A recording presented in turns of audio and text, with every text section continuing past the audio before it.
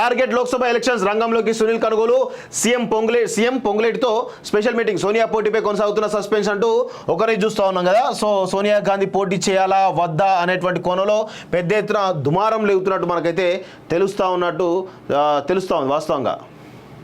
చూడండి, ఎంపీ ఎలక్షన్స్పై కాంగ్రెస్ టాస్క్ను మొదలుపెట్టింది. ఆ పార్టీ స్ట్రాటజీ సునీల్ కనుగోలు మళ్లీ రంగంలోకి దిగారు. పార్లమెంట్ ఎన్నికల్లో అనుసరించాల్సిన వ్యూహాలపై రాష్ట్ర పార్టీకి ఓ నివేదిక అందజేసినట్టు తెలిసింది. 17 పార్లమెంట్ సెగ్మెంట్ పరిస్థితులపై స్వయంగా సీఎం రేవంత్ రెడ్డి, మంత్రి పొంగులేటి శ్రీనివాసరెడ్డితో చర్చించినట్లు సమాచారం.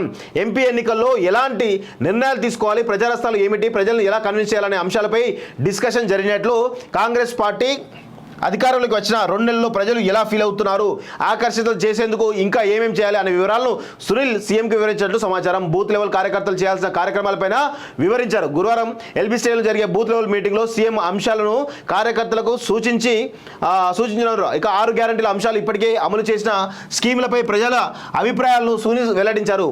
మొత్తానికి 17 సెగ్మెంట్లో అభ్యర్థుల ఎంపిక ప్రాసెస్ సైతం మొదలైంది అంటూ ఒకరిని చూస్తున్నాం కదా. సో మొత్తానికైతే ఇక్కడ క్లియర్గా సోనియా గాంధీ ఖమ్మంలో కనుక పోటీ చేస్తే ఖచ్చితంగా ఇక్కడ ప్రభావం బలంగా ఉంటుంది. లేదంటే 7 సీట్లకో 8 సీట్లకో పరిమితమయ్యే అవకాశం ఉంది.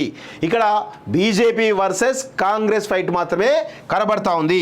బీజేపీ వర్సెస్ కాంగ్రెస్ అంతేగా.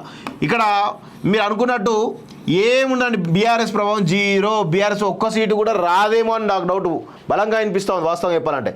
ఎందుకు అంటే అంత ఈజీగా లేదు వాస్తవం చెప్పాలంటే. వీళ్ళేమో ఇంకా భ్రమంలో పోతున్నారు బీఆర్ఎస్ వాళ్ళేమో. ఏం లేదండి, మీకు ఒక్క ఓటు కూడా పడదు, రాసిపెట్టుకు ఒక్క సీటు కూడా రాదు.